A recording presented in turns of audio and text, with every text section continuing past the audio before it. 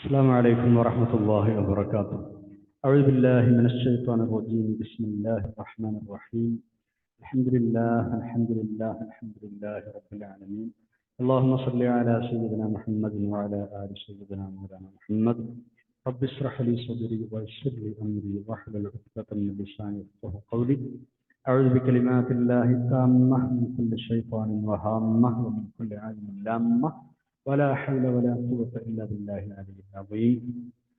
ബഹുമാന്യരായ മുഅ്മിനീങ്ങളെ മുഅ്മിനാത്തുകളെ, പരിശുദ്ധ ഖുർആനിലെ 133-ാമത്തെ പേജാണ് ഇന്ന് റൈഹാൻ ഖുർആൻ ക്ലാസ്സിൽ നമുക്ക് പഠിക്കാനുള്ളത്. അള്ളാഹു നമ്മുടെ ഈ സംഗമം സ്വാലിഹായ അമലായി ഖബൂൽ ചെയ്യട്ടെ. നമ്മൾ ദുആ ചെയ്യാൻ കടപ്പാടുള്ള എല്ലാവർക്കും, പ്രത്യേകിച്ച് നമ്മുടെ മാതാപിതാക്കൾ, ഉസ്താദുമാർ, മുഫസ്സിറുകൾ, പണ്ഡിതന്മാർ, ക്ലാസ് കേൾക്കുന്നവർ, റെഫർ ചെയ്യുന്നവർ, ഇതിലൂടെ അധ്വാനിക്കുന്നവർ, നമ്മളെ സഹായിച്ചവർ, സ്നേഹിച്ചവർ, ഭക്ഷണം തന്നവർ, എല്ലാ നിലക്കും കടപ്പാടുള്ളവർക്കും അള്ളാഹു ഖൈറും ബറക്കത്തും റാഹത്തും നൽകട്ടെ. ആമീൻ യാ റബ്ബൽ ആലമീൻ. നമ്മൾ ആ പേജ് പാരായണമാണ് ആദ്യം നിർവഹിക്കുന്നത്. അഊദു ബില്ലാഹി മിനശ് ശൈത്വാനിർ റജീം. ബിസ്മില്ലാഹിർ റഹ്മാനിർ റഹീം. വഖുതിഅ ദാബിറുൽ ഖൗമിൽ ലദീന വലമൂ വൽഹംദുലില്ലാഹി റബ്ബിൽ ആലമീൻ. قل أرأيتم من أخذ الله سمعكم وأبصاركم وختم على قلوبكم من إله غير الله يأتيكم به انظر كيف نصرف الآيات ثم هم يصدفون.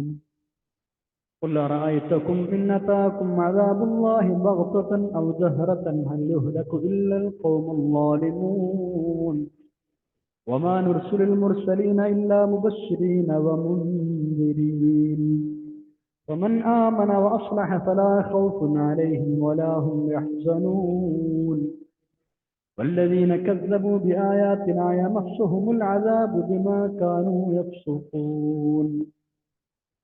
قل لا أقول لكم عندي خزائن الله ولا أعلم الغيب ولا أقول لكم إني ملك إن أتبع إلا ما يوحى إلي قل هل يستوي الأعمى والبصير أفلا تتفكرون. وأنذر به الذين يخافون أن يحشروا إلى ربهم ليس لهم من دونه ولي ولا شفيع لعلهم يتقون. ولا تطرد الذين يدعون ربهم بالغداة والعشي يريدون وجهه ما عليك من حسابهم من شيء وما من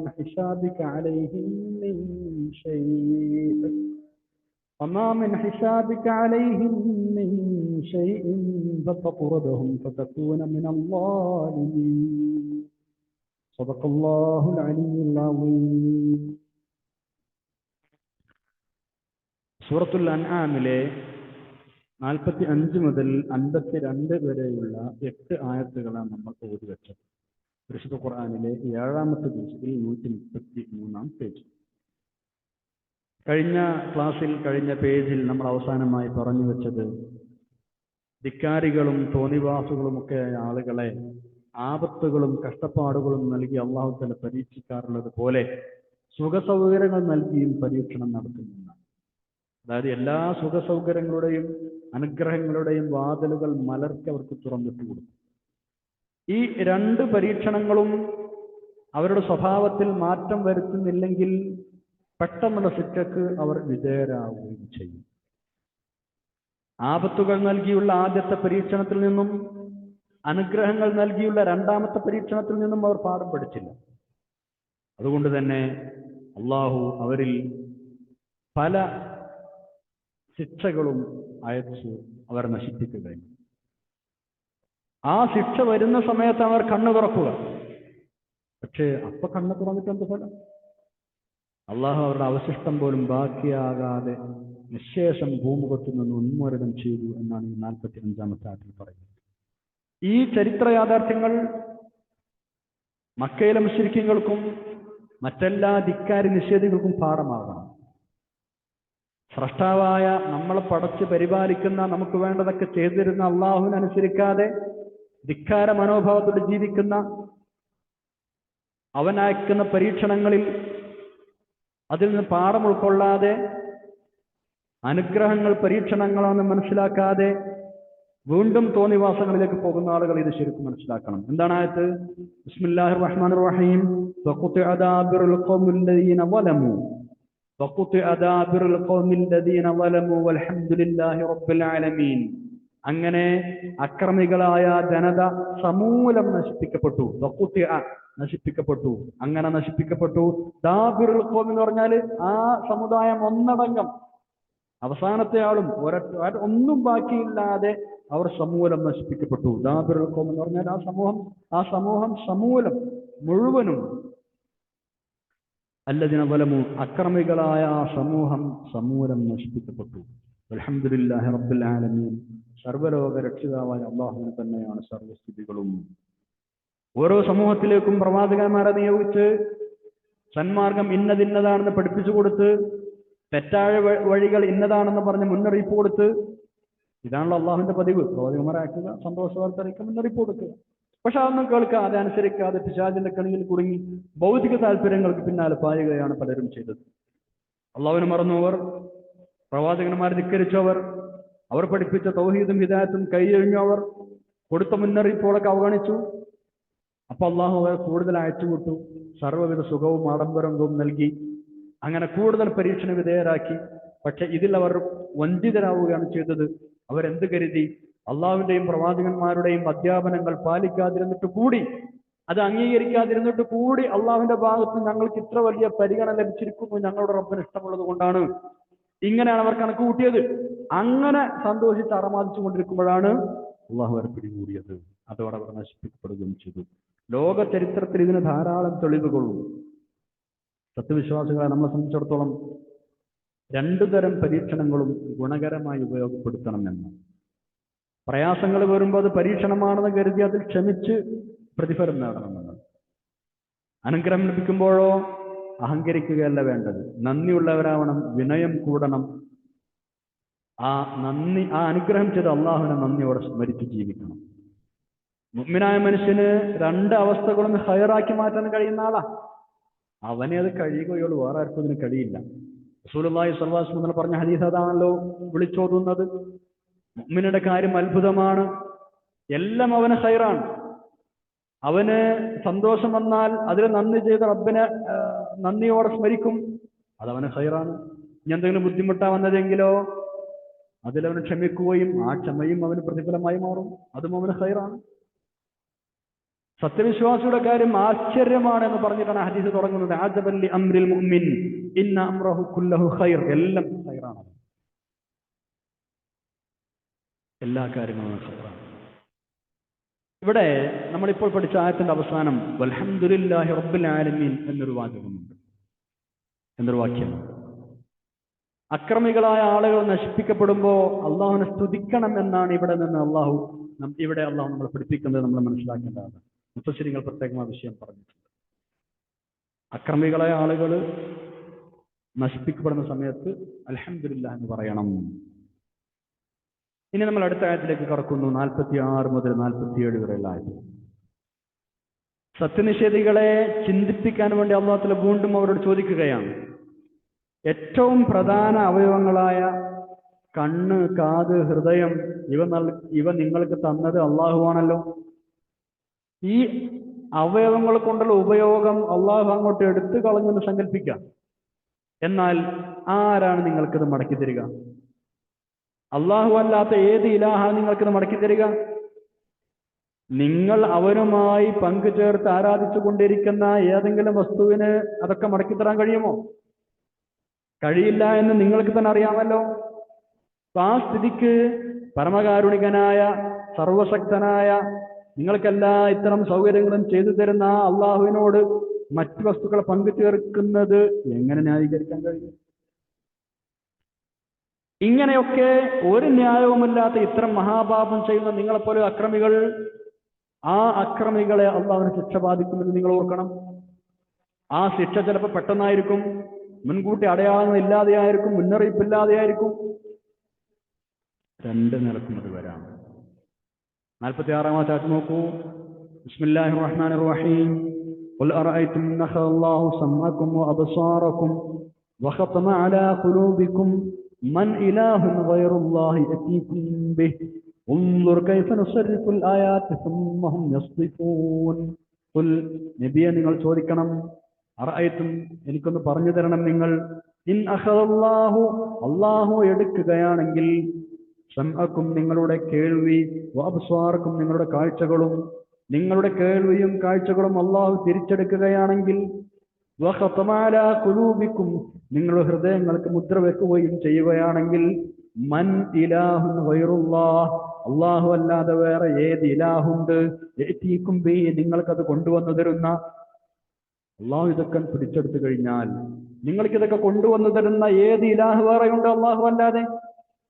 ഉൻദുർ നബിയെ നിങ്ങൾ ആലോചിക്കണം, കൈഫ നുസർരിഫുൽ ആയാതി എങ്ങനെയൊക്കെയാണ് ദൃഷ്ടാന്തങ്ങൾ നമ്മളവർക്ക് വിശദീകരിച്ചു കൊടുത്തുകൊണ്ടിരിക്കുന്നത്, എങ്ങനെയൊക്കെയാണ് തൗഹീദിനുള്ള ദൃഷ്ടാന്തങ്ങൾ നാം അവർക്ക് വിവരിച്ചു കൊടുത്തുകൊണ്ടിരിക്കുന്നത് നിങ്ങൾ നോക്കൂ നബിയെ. എന്നിട്ട് പിന്നെയും ഹും അവർ യസ്ദിഫൂൻ അവർ വ്യതിചലിച്ചു പോവുകയാണല്ലോ, പിന്തിരിഞ്ഞു കളയുകയാണല്ലോ. ഇങ്ങനെയൊക്കെ പറഞ്ഞു മനസ്സിലാക്കി കൊടുത്തിട്ടും അവർ പിന്തിരിഞ്ഞു കളയുകയാണല്ലോ. 47-ാമത്തെ ആയത്തും ചേർത്ത് പഠിക്കണം. ഖുൽ അറഅയ്തകും ഇൻ അതാകും അദാബുല്ലാഹി ബഗ്തതൻ ഔ ജഹറതൻ ഹൽ യുഹ്ലകു ലൽ ഖൗമുൽ ളാലിമൂൻ. ഖുൽ നബിയെ നിങ്ങൾ അവരോട് പറഞ്ഞു നോക്കൂ, ചോദിക്കൂ, പറയൂ. അറഅയ്തകും നിങ്ങളൊന്ന് എനിക്ക് പറഞ്ഞു തരൂ, ഇൻ അതാകും അദാബുല്ലാഹി നിങ്ങൾക്ക് എങ്ങാനും അള്ളാഹുവിന് ശിക്ഷ വന്നാൽ, ബഗ്തതൻ പെട്ടെന്ന്, അവിചാരിതമായി, ഔ ജഹറതൻ അല്ലെങ്കിൽ പ്രത്യക്ഷമായി, പ്രത്യക്ഷമായ ലക്ഷണങ്ങൾ കാണിച്ചിട്ട് തന്നെയോ അതൊന്നും കാണിക്കാതെ പെട്ടെന്നോ നിങ്ങൾക്ക് ശിക്ഷ വന്നാൽ, ഹൽ യുഹ്ലകു ലൽ ഖൗമുൽ ളാലിമൂൻ അക്രമികളായ ജനങ്ങൾ മാത്രമല്ലേ സംഹരിക്കപ്പെടുകയുള്ളൂ, നശിപ്പിക്കപ്പെടുകയുള്ളൂ? അക്രമികളായ ജനതയല്ലാതെ അതുമൂലം ശിക്ഷ നശിപ്പിക്കപ്പെടുമോ? ഹൽ യുഹ്ലകു നശിപ്പിക്കപ്പെടുമോ ഇല്ലൽ ഖൗമുൽ ളാലിമൂൻ അക്രമികളായ ജനതയല്ലാതെ ശിക്ഷ എന്നുള്ള നിലക്ക് അക്രമികളായ ജനതകളല്ലേ നശിപ്പിക്കപ്പെടുകയുള്ളൂ? ഖുൽ അറഅയ്തും എന്ന് പറഞ്ഞാൽ അഖ്ബിറൂനി നിങ്ങൾ എനിക്ക് പറഞ്ഞു തരൂ എന്നാണ്. ബഗ്തതൻ എന്ന് പറഞ്ഞാൽ ഫുജ്അത്തൻ പെട്ടെന്ന്, അശ്രദ്ധരായിരിക്കുമ്പോൾ എന്നൊക്കെ വേണമെങ്കിൽ പറയാം. അപ്പോൾ നേരത്തെ മുന്നറിയിപ്പ് കൊടുത്തിട്ട് കൊടുക്കാതെ പെട്ടെന്ന് ശിക്ഷ വരും, ചിലപ്പോൾ ലക്ഷണങ്ങളൊക്കെ അത് കാണിച്ചിട്ട് പിന്നെ വരും, അങ്ങനെയൊക്കെ ഉണ്ടാവും. 2 രൂപത്തിലും ശിക്ഷകൾ ഉണ്ടായിട്ടുണ്ടല്ലോ. ബഗ്തതൻ വജഹറതൻ മുന്നറിയിപ്പ് നേരത്തെ കൊടുത്ത് ശിക്ഷ വരും എന്ന് പറഞ്ഞിട്ടുണ്ട്, അങ്ങനെ പറയാതെ ഓർക്കാപ്പുറത്ത് വന്നിട്ടുണ്ട്. പ്രത്യേകിച്ച് രാത്രി സമയങ്ങളിലൊക്കെ തകർത്ത് തരിപ്പണമാക്കിയിട്ടുണ്ട്. നിരവധി ഉദാഹരണങ്ങൾ ഖുർആനിൽ തന്നെ പറഞ്ഞിട്ടുണ്ട്. ഏതൊക്കെ തരത്തിലുള്ള ദൃഷ്ടാന്തങ്ങൾ കാണിച്ചു കൊടുത്താലും ഇത്തരം നിഷേധികൾക്കും അക്രമികൾക്കും മനംമാറ്റം ഉണ്ടാകില്ല. അവിടെയാണ് വിഷയം. എത്രയെത്ര വൻമരങ്ങൾ അല്ലാഹു തആല തകർത്തെറിഞ്ഞിട്ടുണ്ട്, നശിപ്പിച്ചിട്ടുണ്ട്. ഫിർഔൻ, ഖാറൂൻ, ഹാമാൻ, നമ്രൂദ് ഇവരൊക്കെ അള്ളാഹുവിന് ശിക്ഷ ഏറ്റുവാങ്ങിയ ആളുകളാണ്. ആ ശിക്ഷ ഏറ്റുവാങ്ങുന്ന സമയത്ത് വേറെ എന്ത് ചെയ്യാനാ കഴിഞ്ഞത് അവർക്ക്? നിസ്സഹായരായി അത് ഏറ്റുവാങ്ങുകയല്ലാതെ. അപ്പൊ നമ്മളതിൽ പാഠം പഠിക്കണം. അള്ളാഹുവിന് ശിക്ഷ വരുമ്പോൾ പാഠം പഠിക്കേണ്ട ആളുകളാണ് നമ്മൾ. എത്രയെത്ര വൻ ദുരന്തങ്ങൾ ലോകത്തുണ്ടായിട്ടുണ്ട്. അത് ദൈവിക ശിക്ഷയാണെന്ന് പോലും പല ആളുകളും മനസ്സിലാക്കുന്നില്ല. കൊടുങ്കാറ്റുകളുണ്ട്, വെള്ളപ്പൊക്കങ്ങൾ ഉണ്ടായിട്ടുണ്ട്, ഉരുൾപൊട്ടലുകൾ, ഭൂകമ്പങ്ങൾ തുടങ്ങി നിരവധി ആളപായങ്ങൾ സംഭവിക്കുന്ന, കോടികളുടെ സാമ്പത്തിക നഷ്ടം വരുത്തി വെക്കുന്ന അപകടങ്ങൾ ഉണ്ടായിട്ടില്ലേ? റഷ്യയിലടക്കം നിരവധി പ്രദേശങ്ങളിൽ ഭൂകമ്പം ഉണ്ടായി. അമേരിക്കയിൽ കൊടുങ്കാറ്റും കാട്ടുതീയും ഉണ്ടായി. ഇപ്പോഴും ഇടക്കിടക്ക് ഉണ്ടായിക്കൊണ്ടിരിക്കുന്നു പലയിടത്തും. ജനലക്ഷങ്ങൾ മരിച്ചുപോയി. ആർക്കെങ്കിലും എന്തെങ്കിലും ചെയ്യാൻ കഴിഞ്ഞോ? അതൊക്കെ പോട്ടെ, ഈ അടുത്ത് വന്നുപോയ മാറാവ്യാധിയിൽ പടർന്നു പിടിച്ച പകർച്ചവ്യാധിയായ കൊറോണ, ഇതൊക്കെ ഉണ്ടായപ്പോ എന്തെങ്കിലും ചെയ്ത് രക്ഷപ്പെടാൻ മനുഷ്യന് കഴിഞ്ഞോ? നിർനിമേഷനായി അള്ളാഹുവിന്റെ വിധിക്ക് കീഴ്പ്പെടാനേ കഴിഞ്ഞുള്ളൂ. ഹൽ യുഹ്ലകു ലൽ ഖൗമുൽ ളാലിമൂൻ. ഇത്തരം അക്രമം, ഇത്തരം ശിക്ഷകൾ വരുമ്പോ അക്രമികാരികളായ ആളുകളല്ലാതെ മറ്റാരാണ് നശിപ്പിക്കപ്പെടുക? ശിക്ഷ എന്ന രൂപത്തിൽ അവരാണ് നശിപ്പിക്കപ്പെടുക. ശിക്ഷ എന്നുള്ള നിലക്ക് അക്രമികൾ മാത്രമാണ് നശിപ്പിക്കപ്പെടുക. അതേസമയം പൊതുവായ ശിക്ഷ വരുമ്പോ അതിൽ അക്രമികൾ അല്ലാത്തവരും ഉണ്ടെന്ന് വരാം, പെട്ടെന്ന് വരാം. അല്ല, പൊതുവായ ശിക്ഷ വരുമ്പോൾ അക്രമികൾ മാത്രമല്ല നല്ല ആളുകളും അതിൽ ഉണ്ടാവാം, നശിപ്പിക്കപ്പെട്ടു എന്ന് വരാം. പക്ഷേ അതവർക്ക് ശിക്ഷയായിരിക്കില്ല, മറിച്ച് അനുഗ്രഹമായിരിക്കും, പ്രത്യേകിച്ച് പരലോകത്ത് ചെല്ലുമ്പോ. അതാണ് ശിക്ഷ എന്നുള്ള നിലക്ക് അക്രമകാരികളല്ലാതെ ആരും നശിപ്പിക്കപ്പെടുക എന്ന് ചോദിച്ചത്. സമൂഹത്തിലെ നല്ല ആളുകൾ വേണ്ടാത്തരങ്ങൾ ഇല്ലായ്മ ചെയ്യാൻ പരിശ്രമിക്കേണ്ട ആളുകളാണ്. തെറ്റ് ചെയ്യുന്നത് കാണുമ്പോൾ അവർ തടയണം. അവരുടെ ഉത്തരവാദിത്വം അതാണ്, അവർ നിറവേറ്റണം. അങ്ങനെയൊക്കെ ചെയ്തിട്ടും അവർ വഴങ്ങുന്നില്ലെങ്കിൽ ഇവർക്ക് പ്രശ്നമില്ല, ഇവരുടെ ഉത്തരവാദിത്വം ഇവർ നിർവഹിച്ചു കഴിഞ്ഞിട്ടുണ്ട്. അപ്പൊ പിന്നെ മൊത്തത്തിലുള്ള ശിക്ഷ വന്നാലോ? ഈ നല്ലത് പറഞ്ഞു കൊടുത്ത ആളുകളും ആ കൂട്ടത്തിൽ ശിക്ഷിക്കപ്പെട്ടേക്കാം. പക്ഷേ അത് അവരെ സംബന്ധിച്ചിടത്തോളം ശിക്ഷ എന്നുള്ള നിലക്കല്ല, റബ്ബിന്റെ അടുക്കൽ ചെല്ലുമ്പോൾ രക്ഷപ്പെട്ട ആളുകളാണ്, അനുഗ്രഹമായിട്ടാണ് അനുഭവപ്പെടുക. അടുത്ത ആയത്ത് നോക്കാം, 48 49. പ്രവാചകന്മാരെ അള്ളാഹുവിനെ നിയോഗിച്ചത് ജനങ്ങൾക്ക് നല്ല വഴിയെ അല്ലെങ്കിൽ സന്മാർഗത്തെക്കുറിച്ച് സന്തോഷം പറഞ്ഞു കൊടുക്കാനും അല്ലാത്ത ആളുകൾക്ക് നരകത്തെക്കുറിച്ച് താക്കീത് നൽകാനുമാണ്. അതല്ലാതെ സത്യനിഷേധികൾ ഇടക്കിടക്ക് ഉന്നയിക്കുന്ന വിചിത്രമായ ആവശ്യങ്ങൾ, ഡിമാൻഡുകൾ അംഗീകരിച്ച് നിർവഹിച്ചു കൊടുക്കാനല്ല. നമ്മൾ മുമ്പ് പറഞ്ഞിരുന്നു, പല ദൃഷ്ടാന്തങ്ങളും ഇടക്കിടക്ക് ചോദിച്ചുകൊണ്ടിരിക്കുന്ന സ്വഭാവം പ്രത്യേകിച്ച് മക്കയിലെ മുശ്രിക്കുകൾക്കുണ്ടായിരുന്നു. ദൃഷ്ടാന്തങ്ങൾ നൽകുന്നത് അള്ളാഹുവാണ്. അത് ഇഷ്ടമുള്ള ദൃഷ്ടാന്തങ്ങൾ അവൻ ഉദ്ദേശിക്കുന്ന സമയത്ത് കാണിച്ചു കൊടുക്കും. അത് കാണിച്ചു കൊടുക്കുക എന്നത് റബ്ബിന്റെ പണിയാണ്, പ്രവാചകന്മാരുടെ പണിയല്ല, ഡ്യൂട്ടിയല്ല. അവരുടെ ഡ്യൂട്ടി എന്താണ്? ആ ദൗത്യം എത്തിച്ചു കൊടുക്കുക എന്നത് മാത്രമാണ്. കൊണ്ടുവന്ന ദൃഷ്ടാന്തങ്ങൾ അംഗീകരിക്കാതെ, ഇതുവരെ കാണിച്ചു കൊടുത്ത ദൃഷ്ടാന്തങ്ങൾ അംഗീകരിക്കാതെ വേറെ പലതും ചോദിക്കുകയാണ് ഇവർ ചെയ്യുന്നത്. ഇത് വലിയൊരു തെറ്റാണ്. അതിന് ശിക്ഷ ഉണ്ടാവാം.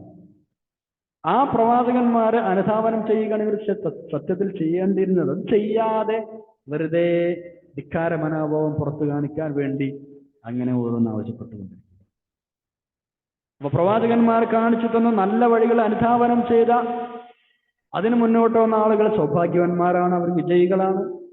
അവർക്ക് ഖേദിക്കേണ്ടി വരില്ല, വ്യസനപ്പെടേണ്ടി വരില്ല രണ്ടു ലോകത്തും. നേരെ മറിച്ച് പ്രവാചകന്മാർ കൊണ്ടുവന്ന നിഷേധിച്ച ആളുകൾ പരാജയം ഏറ്റുവാങ്ങേണ്ടി വരും, ഗുരുതരമായ ശിക്ഷയും ഏറ്റുവാങ്ങേണ്ടി വരും. 48-ാമത്തെ ആയത്ത് നോക്കൂ. ബിസ്മില്ലാഹിർ റഹ്മാനിർ റഹീം. വമാ നുർസിലുൽ മുർസലീന ഇല്ലാ മുബശ്ശിരീന വമുൻദിരീൻ ഫമൻ ആമന വഅസ്ലഹ ഫലാ ഖൗഫുൻ അലൈഹിം വലാ ഹും യഹ്സനൂൻ. വമാ നുർസിലുൽ മുർസലീന, നമ്മൾ ദൂതന്മാരെ അയക്കുന്നില്ല, ഇല്ലാ മുബശ്ശിരീന, സന്തോഷവാർത്ത അറിയിക്കുന്നവരായിട്ടല്ലാതെ, വമുൻദിരീന, മുന്നറിയിപ്പ് നൽകുന്നവരുമായിട്ടല്ലാതെ. എന്നാൽ ഇതിന് മാത്രമേ നമ്മൾ അയക്കുന്നുള്ളൂ. സന്തോഷവാർത്ത അറിയിക്കുന്നവരും താക്കീത് നൽകുന്നവരുമായിട്ട് മാത്രമാണ് മുർസലുകൾ നാം അയക്കാറുള്ളത്. അതുകൊണ്ട് തന്നെ ഫമൻ, ആരൊരാൾ ആമന വിശ്വസിച്ചുവോ, വഅസ്ലഹ സൽക്കർമ്മങ്ങൾ ചെയ്തുവോ, ഫലാ ഖൗഫുൻ അലൈഹിം, അവർക്ക് പേടിക്കേണ്ടതില്ല, ഫലാ യഹ്സനുന, സങ്കടപ്പെടേണ്ടി വരികയുമില്ല. ഈ പ്രവാചകന്മാർ പറഞ്ഞനുസരിച്ച് ജീവിക്കുന്ന ആളുകൾക്ക് ഇതൊന്നും പേടിയോ വ്യസനമോ ഉണ്ടാവുകയില്ല. ഫമൻ ആമന വഅസ്ലഹ, ഈമാൻ മാത്രം ഉണ്ടായാൽ പറ, ഇസ്ലാഹ് കൂടെ വേണം. ഈമാനും സൽക്കർമ്മവും ഇത് മുറിയാത്ത ബന്ധമാണ്. ഒന്ന് മാത്രം പോരാ, ഇത് രണ്ടും ഒരുമിച്ച് പറയാതെ ഒരു പ്രവാചകന്മാരും വന്നിട്ടില്ല. പരിശുദ്ധ ഖുർആനിൽ പലയിടത്തും ഈ ഈമാനിനോട് കൂടി ഇസ്ലാഹിനെ ചേർത്ത് പറഞ്ഞിട്ടുണ്ടാവും, അല്ലെങ്കിൽ ആമന വഅമില സ്വാലിഹ എന്ന് പറഞ്ഞിട്ടുണ്ടാവും. ഈമാനിന്റെ ഡ്യൂട്ടിയാണ്, ഈമാനിന്റെ ടാസ്കുകളാണ്. വിശ്വസിച്ചെന്ന് പറഞ്ഞാൽ പോലെ നമുക്ക് ടാസ്കുകളുണ്ട്, സൽക്കർമ്മങ്ങൾ ചെയ്യുക കൂടിയാണ്. നമ്മുടെ ജീവിതത്തിൽ ഇത് രണ്ടും നമ്മൾ അപ്ലൈ ചെയ്യാം. നമ്മൾ ചെയ്യുന്ന സൽക്കർമ്മങ്ങൾ വെറും കാട്ടിക്കൂട്ടലുകളാകാതെ നല്ല മട്ടത്തിലാക്കുക. എന്റെ ഈമാൻ പൂർണ്ണമാവണമെങ്കിൽ അത് ഞാൻ ചെയ്യേണ്ടതാണ്, എന്റെ ഉത്തരവാദിത്തമാണെന്ന് മനസ്സിലാക്കി മുന്നോട്ട് പോകും. ആ സൽക്കർമ്മങ്ങൾ കാട്ടിക്കൂട്ടലുകളാകരുത് എന്ന് ഞാൻ പറഞ്ഞത് ഇഹ്സാൻ എന്നത് അപ്ലൈ ചെയ്യാൻ വേണ്ടിയാണ്. നമ്മൾ ചെയ്യുന്ന അമലുകളെ മനോഹരമാക്കുക. ഇഹ്സാൻ, അഹ്സന എന്ന് പറഞ്ഞാൽ മനോഹരമാക്കി, ബ്യൂട്ടിഫൈ ചെയ്തു നിൽക്കണം. അപ്പോ ഈമാനിനോടും ഇസ്ലാഹിനോടും കൂടെ ഇഹ്സാൻ കൂടെ ചേർത്താൽ മാഷാ അല്ലാഹ് നമ്മുടെ അമലുകൾ പത്തരമാറ്റാൻ. എന്നാൽ ഇഹ്സാൻ എന്ന് പറഞ്ഞാൽ എന്തേ ഉള്ളൂ? നമ്മൾ ചെയ്യുന്ന അമലുകൾ മനസ്സാന്നിധ്യത്തോടു കൂടി അള്ളാഹു കാണുന്നുണ്ട് എന്ന ബോധ്യത്തോടു കൂടി ചെയ്യും. നമ്മൾ അള്ളാഹുവിനെ കാണുന്നുണ്ടെങ്കിലും അള്ളാഹു നമ്മളെ കാണുന്നുണ്ടെങ്കിലും ആണ് ഇഹ്സാൻ എന്ന് പറയും. ഇത് മൂന്നും കൂടി ചേർന്നാൽ മാഷാ അല്ലാഹ് വളരെ ഉഷാറായി. അടുത്ത ആയത്ത് നോക്കൂ, 49-ാമത്തെ ആയത്ത്. നേരത്തെ 48-ൽ പറഞ്ഞതിന് നേരെ ഓപ്പോസിറ്റാണ് ഇനി പറയുന്നത്. അതായത് പ്രവാചകന്മാരെ അല്ലെങ്കിൽ അള്ളാഹുവിന്റെ ദൃഷ്ടാന്തങ്ങളെ നിഷേധിച്ച ആളുകളുടെ സ്ഥിതി എന്താണ്? അവർ ശിക്ഷ ഏറ്റുവാങ്ങേണ്ടി വരുന്നു. വല്ലദീന കദ്ദബൂ ബിആയാതിനാ യമസ്സുഹുമുൽ അദാബു ബിമാ കാനൂ യഫ്സുഖൂൻ. വല്ലദീന കദ്ദബൂ, പ്രവാചകന്മാരെ നിഷേധിച്ച ആളുകൾ അല്ലെങ്കിൽ നമ്മുടെ ദൃഷ്ടാന്തങ്ങൾ നിഷേധിച്ച ആളുകൾ, ബിആയാതിനാ, നമ്മുടെ ദൃഷ്ടാന്തങ്ങൾ നിഷേധിച്ച ആളുകൾ. വല്ലദീന കസ്സബൂ ബിആയാതിനാ, നമ്മുടെ ദൃഷ്ടാന്തം നിഷേധിച്ച ആളുകൾ യമസ്സുഹുമുൽ അദാബു, അവരെ ശിക്ഷ ബാധിക്കും.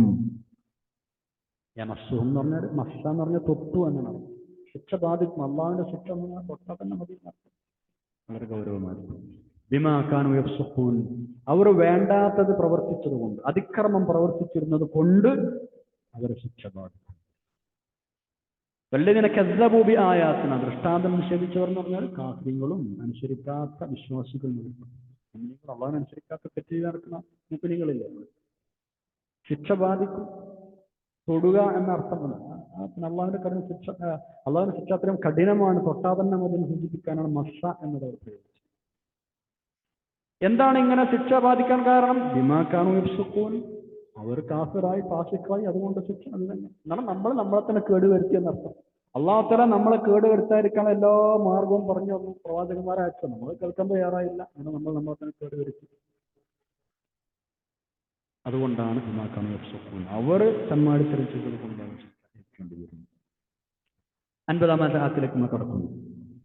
50-ാമത്തെ ആയത്ത് അവിശ്വാസികളുടെ സ്ഥിരം പരിപാടിയാണ്. നമ്മൾ നേരത്തെ സൂചിപ്പിച്ചതുപോലെ തിരുനബി സല്ലല്ലാഹു അലൈഹി വസല്ലം തങ്ങളോട് പല ദൃഷ്ടാന്തങ്ങളും കാണിച്ചു കൊടുക്കാൻ ആവശ്യപ്പെടുക എന്നത്.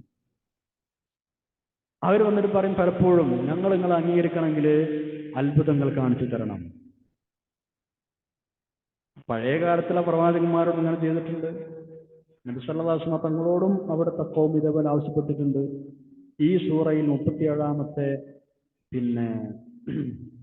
ആയത്തിൽ നമ്മൾ ആ വിഷയം പഠിച്ചിട്ടുണ്ട്. അതിനോട് ബന്ധപ്പെട്ട് തന്നെയാണ് ഇനി നമ്മൾ പഠിക്കുന്ന 50-ാമത്തെ ആയത്ത്. 37-ാമത്തെ ആയത്തിൽ നമ്മൾ എന്താ പഠിച്ചിരുന്നത്? വഖാലൂ ലൗലാ നുസ്സില അലൈഹി ആയത്തുൻ മിർ റബ്ബി ഖുൽ ഇന്നല്ലാഹ ഖാദിറുൻ അലാ അൻ യുനസ്സില ആയ വലാകിന്ന അക്സറഹും ലാ യഅലമൂൻ. എന്താണ് അള്ളാഹു ദൃഷ്ടാന്തങ്ങൾ ഇറക്കിത്തരാത്തത് എന്ന് അവരിങ്ങനെ ചോദിക്കുന്നുണ്ട്. നിങ്ങൾ പറഞ്ഞേക്കാൻ അള്ളാഹുവിന് അത് കഴിയും, പക്ഷെ ഇറക്കിത്തരാത്തതിന്റെ പിന്നെ മറ്റു ചില വിഷയങ്ങളുണ്ട്. നമ്മൾ മുമ്പ് പറഞ്ഞ ആയത്ത് പഠിച്ചത് വിശദീകരിച്ചിട്ടുണ്ട്. അതുപോലെ തന്നെ മറ്റുള്ള ആളുകളെ പോലെ, സാധാരണ ജനങ്ങളെപ്പോലെ തിരുനബി സല്ലല്ലാഹു അലൈഹി വസല്ലം തങ്ങൾ ഭക്ഷണം കഴിക്കുന്നതും അങ്ങാടിയിലൂടെ നടക്കുന്നതും സംബന്ധിച്ചുമൊക്കെ അവർ ആശ്ചര്യം പറയുകയും ചെയ്യുമായിരുന്നു. ഒരു പ്രവാചകനായിട്ട് ഇങ്ങനെ ആൾക്കാരെ പോലെ അങ്ങാടികൾ നടക്കേ, ഒരു പ്രവാചകനായിട്ട് ഇങ്ങനെ സാധാരണ ഭക്ഷണം കഴിക്കേ. അള്ളാഹുവിന്റെ റസൂലാകണമെങ്കിൽ അമാനുഷികമായ കഴിവുകളും അദൃശ്യജ്ഞാനമൊക്കെ വേണം എന്നാണ് അവരുടെ ധാരണ. ഈ ധാരണ ശരിയല്ലെന്ന് അവരോട് പറഞ്ഞു കൊടുക്കാനാണ് അള്ളാഹു തആല ഇനി നബി സല്ലല്ലാഹു അലൈഹി വസല്ലം തങ്ങളോട് പറയുന്നത്. മുശ്രിക്കുകൾ നബി സല്ലല്ലാഹു അലൈഹി വസല്ലം തങ്ങളുടെ പ്രവാചകത്വം അംഗീകരിക്കണമെങ്കിൽ വേറെയും പല ഡിമാൻഡുകളും വെച്ചിരുന്നു. പലപ്പോഴും പല സംശയങ്ങളും ഉന്നയിച്ചിരുന്നു. സൂറത്തുൽ ഇസ്രായിലെ 90 മുതൽ 93 വരെയുള്ള ആയത്തുള്ള വിഷയമുണ്ട്. അത്തരം എല്ലാ ചോദ്യങ്ങൾക്കും ആവശ്യങ്ങൾക്കും അക്കമിട്ട് മറുപടി പറയുകയാണ് അള്ളാഹു തആല. പ്രധാനപ്പെട്ട 3 ആവശ്യങ്ങൾക്ക് അല്ലെങ്കിൽ സംശയങ്ങൾക്ക് കൃത്യമായി അവരുടെ വായടപ്പിക്കുന്ന നല്ല ചുട്ട മറുപടികളാണ് നൽകുന്നത്. ഒന്നാമത്തെ എന്താണെന്നറിയോ? അവരാവശ്യപ്പെട്ട എന്താ? നീ റസൂലാണ് എന്ന വാദം ശരിയാണെങ്കിൽ, റസൂലുള്ളാഹി സ്വല്ലല്ലാഹു അലൈഹി വസല്ലം പറയാം, റസൂലാണ് എന്ന വാദം ശരിയാണെങ്കിൽ ഞങ്ങൾക്ക് ഭൗതികമായ വലിയ നേട്ടങ്ങൾ ഉണ്ടാക്കി തരണം. ഭൗതികമായ നേട്ടങ്ങൾ,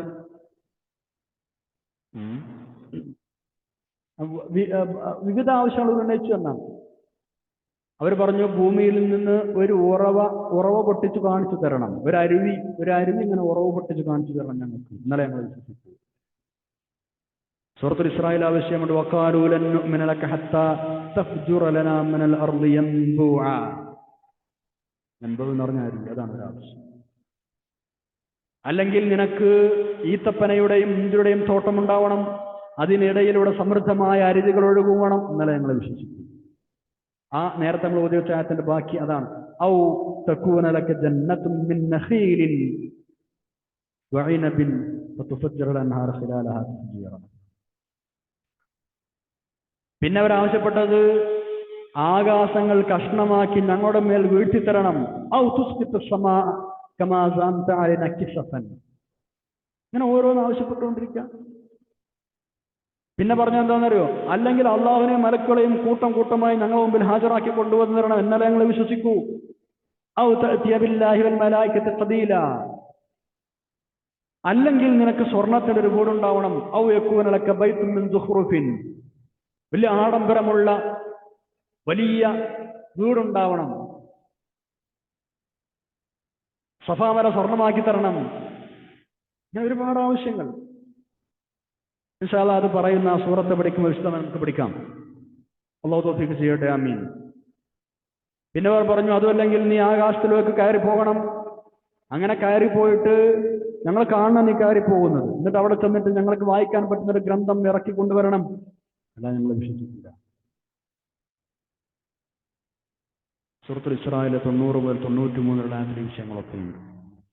ഇത്തരം ആവശ്യങ്ങൾക്കുള്ള മറുപടിയാണ് ഇനി നമ്മൾ പഠിക്കുന്ന ആയത്തിൽ അല്ലാഹു തആല തിരുനബിയോട് പറയാൻ വേണ്ടി പറയുന്നത് സല്ലല്ലാഹു അലൈഹി വസല്ലം. ആദ്യമായി പറയാൻ പോകുന്ന മറുപടി, ഖുല്ലാ അഖൂലു ലക്കും ഇൻദി ഖസാഇനുല്ലാഹ്. അള്ളാഹുവിന്റെ ഖജനാവുകൾ എന്റെ കയ്യിലാണ് എന്ന് ഞാൻ നിങ്ങളോട് പറയുന്നില്ലല്ലോ. ഞാൻ ദൈവമാണെന്നോ ഇലാഹാണെന്നോ ഒരിക്കലും നിങ്ങളോട് പറഞ്ഞിട്ടില്ല. അള്ളാഹു കനിഞ്ഞേകിയ നബുവത്തും അമാനുഷിക കഴിവുകൾ മാത്രമേ എന്റെ പക്കലുള്ളൂ. അപ്പൊ നിങ്ങൾ ഭൗതികമായ ഇത്തരം സുഖസൗകര്യങ്ങളും ആഡംബരങ്ങളൊക്കെ എന്നോട് ചോദിക്കുന്നു. ഇത് തരാൻ എന്റെ അടുത്ത് റബ്ബിന്റെ ഖജനാവൊന്നുമില്ല. അങ്ങനെ ഉണ്ട് ഞാൻ പറഞ്ഞിട്ടുമില്ല.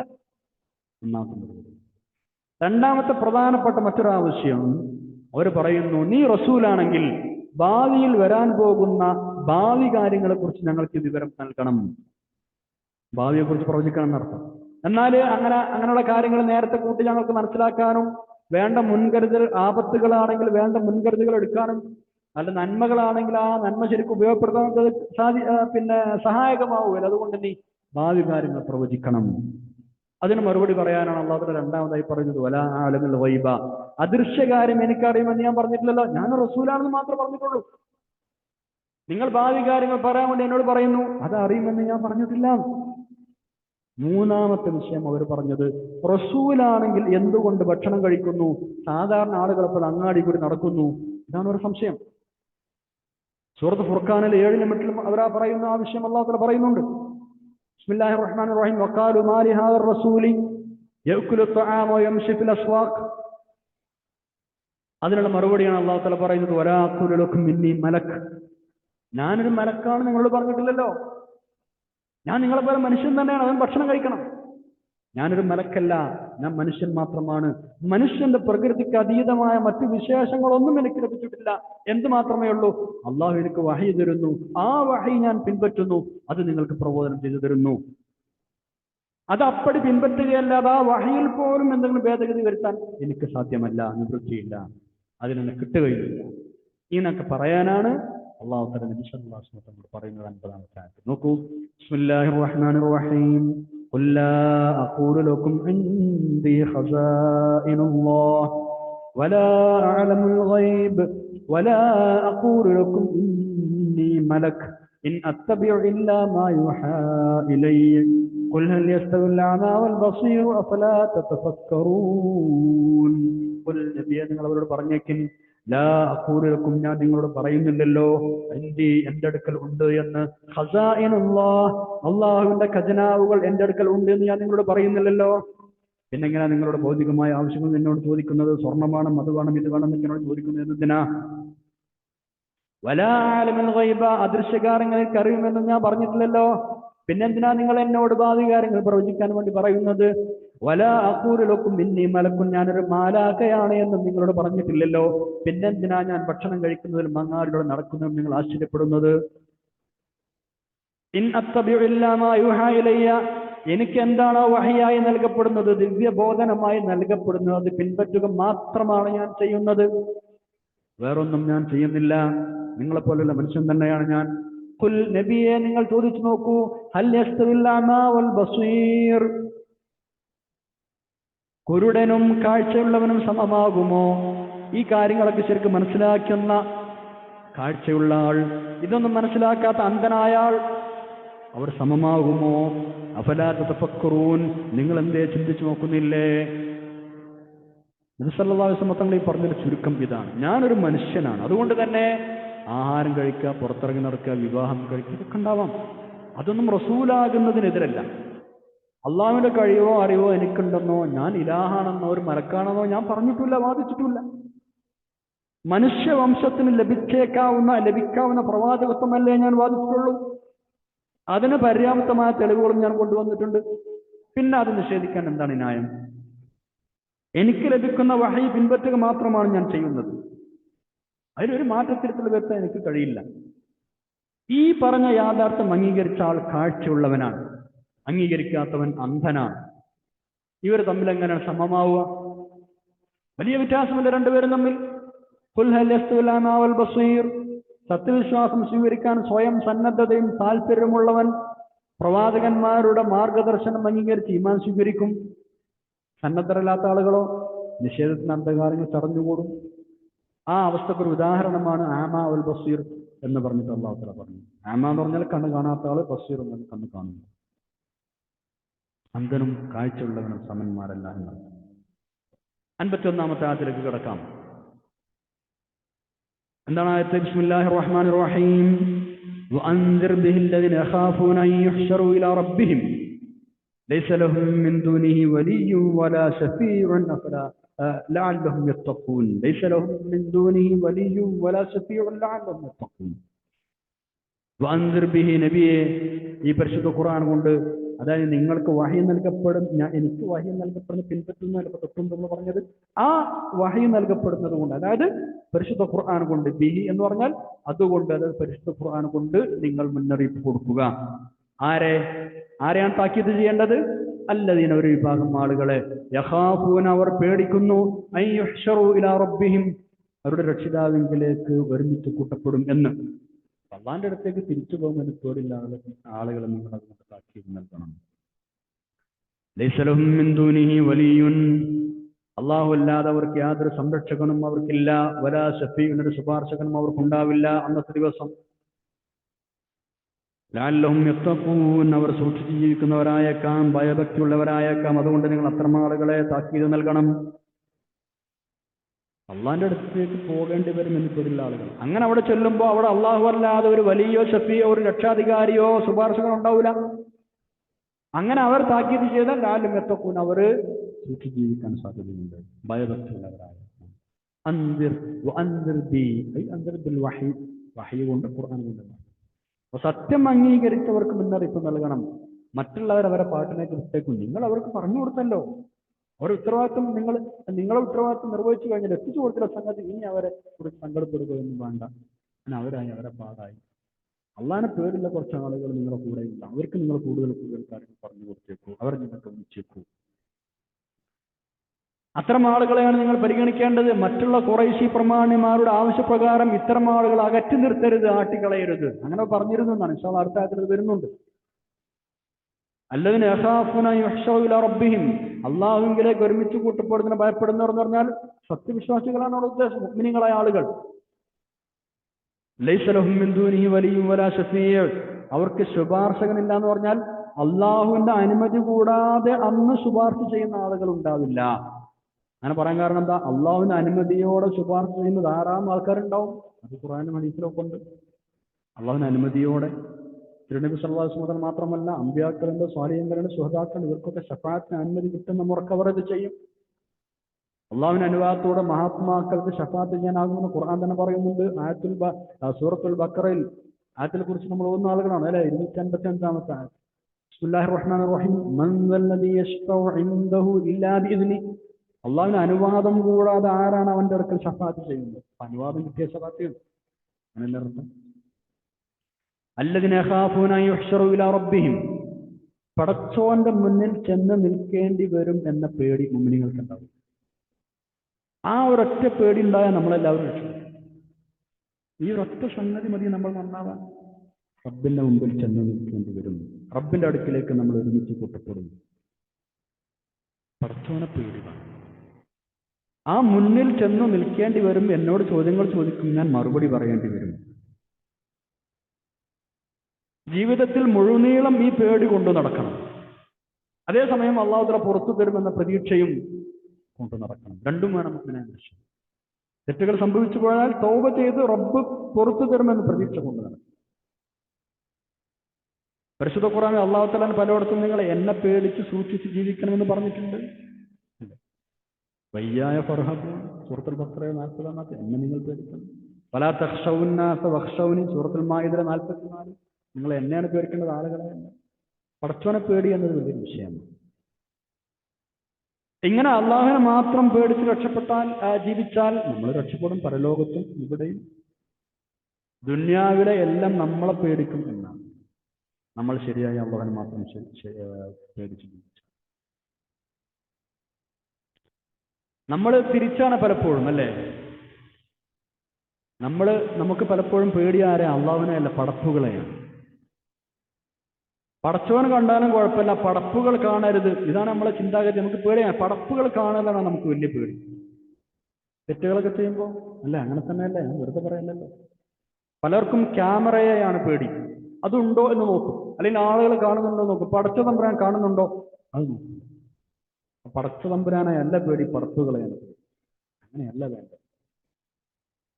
ക്യാമറ ഉണ്ടെങ്കിൽ അത് കുത്തിപ്പൊളിക്കാൻ കഴിയുമെങ്കിൽ അത് കുത്തിപ്പൊളിക്കുമ്പോൾ മറ്റെന്തെങ്കിലും ചെയ്തിട്ട് അത് പിന്നെ ഓഫാക്കി അതിൽ വേറെ എന്തെങ്കിലും സംവിധാനങ്ങൾ ചെയ്തിട്ട് അതിൽ പതിയാതിരിക്കാൻ വേണ്ടി ശ്രമിക്കും. അള്ളാഹു കാണുന്നുണ്ട് എപ്പോഴും. ആ റഖീബ്, ആ ഒരു നിരീക്ഷകനുണ്ട് എന്നത് ഓർമ്മ വരികയില്ല. അള്ളാഹു നമുക്ക് നല്ല ബോധം തരട്ടെ. ആമീൻ യാ റബ്ബൽ ആലമീൻ. 52-ാമത്തെ ആയത്ത് നോക്കൂ. നബി സല്ലല്ലാഹു അലൈഹി വസല്ലം തങ്ങളുടെ സ്വഹാബികളിൽ, അവിടത്തോടൊപ്പം അനുചരന്മാരായി കൂടിയിരുന്ന ആളുകളിൽ പലരും പച്ചപാവങ്ങളായിരുന്നു. അള്ളാഹുവിന്റെ പൊരുത്തം മാത്രം കാംക്ഷിച്ച് ഇബാദത്തിൽ കഴിഞ്ഞുകൂടി നബി സല്ലല്ലാഹു അലൈഹി വസല്ലം തങ്ങളുടെ കൂടെ നിന്ന് ഇൽമ പഠിച്ചുകൊണ്ടിരിക്കുന്ന, ഖുർആൻ പഠിച്ചുകൊണ്ടിരിക്കുന്ന സാലിഹീങ്ങളായ ആളുകൾ, നബി സല്ലല്ലാഹു അലൈഹി വസല്ലം തങ്ങൾക്ക് അവരെ വലിയ ഇഷ്ടമായിരുന്നു. അവരോട് കൂടെ തന്നെ സഹവസിക്കുമായിരുന്നു പലപ്പോഴും. ഈ ഒരു സമീപനം ഖുറൈശി പ്രമാണികളായിരുന്ന ശത്രുക്കൾക്ക് രസിക്കാതെ അവരാക്ഷേപിക്കാൻ തുടങ്ങി. ദരിദ്രന്മാരാണ് ഇസ്ലാം സ്വീകരിക്കുന്നത്. നബി സല്ലല്ലാഹു അലൈഹി വസല്ലം തങ്ങളുടെ കൂടെ കൂടുന്നത് പച്ചപ്പാവങ്ങളായ ആളുകളാണ്. അത് അവർ ഇസ്ലാം, അങ്ങനെ പാവപ്പെട്ട ആളുകൾ ഇസ്ലാം സ്വീകരിച്ച എന്തിനാന്നൊരു വയറ്റിപ്പഴപ്പിനാണ്.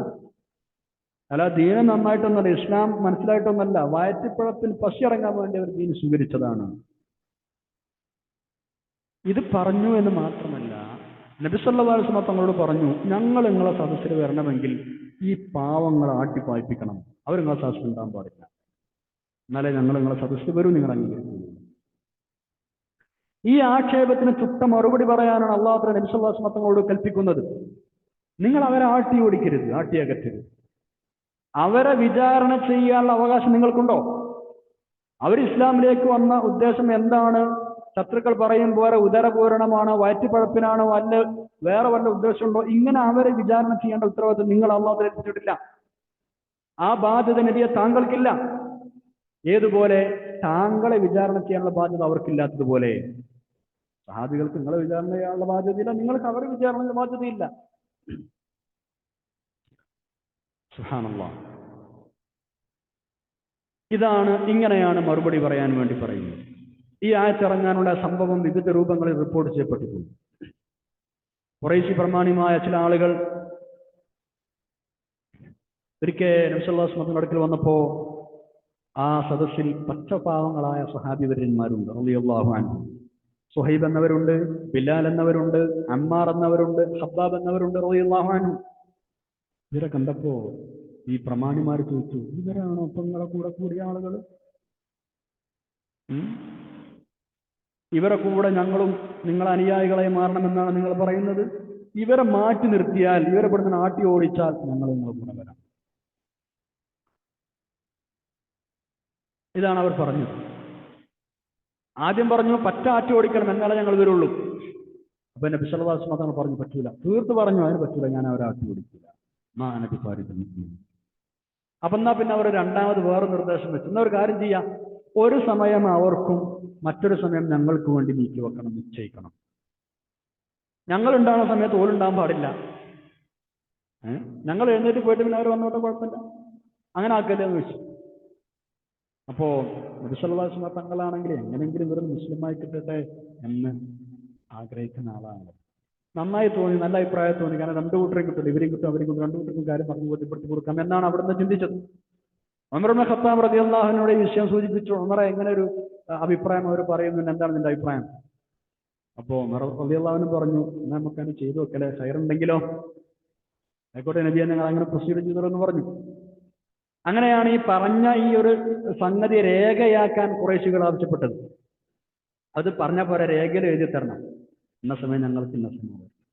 അങ്ങനെ എഴുതാനുള്ള പേനയും മഷൊക്കെ കൊണ്ടുവരാൻ വേണ്ടി പറഞ്ഞപ്പോ അതൊക്കെ കൊണ്ടുവന്നു. എഴുതാൻ പുറപ്പെടുന്ന സമയത്താണ് ഇനി നമ്മൾ പഠിക്കാൻ പോകുന്ന പറഞ്ഞു എഴുതരുത്. സുബ്ഹാനല്ലാഹ്. അങ്ങനെ എഴുതണ്ട, അങ്ങനെ എഴുതേണ്ട.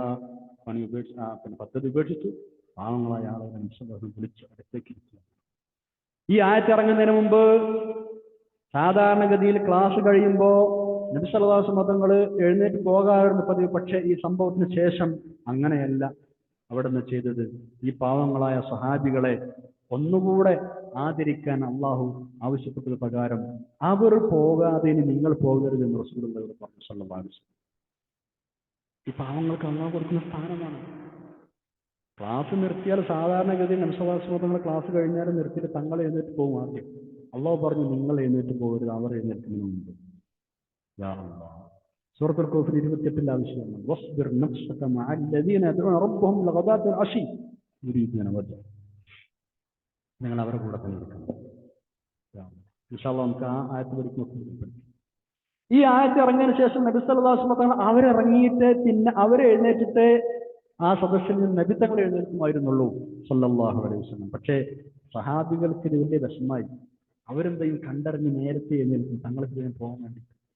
അവിടുത്തെ ബുദ്ധിമുട്ടിക്കണ്ടായിരുന്നു. തിരുനബി സല്ലല്ലാഹു അലൈഹി വസല്ലം തങ്ങൾ അവരോട് ചേർന്നിരുന്ന് സർവ്വവിധ പരിഗണന കൊടുത്ത് കൂടെ ഇരിക്കുന്നു.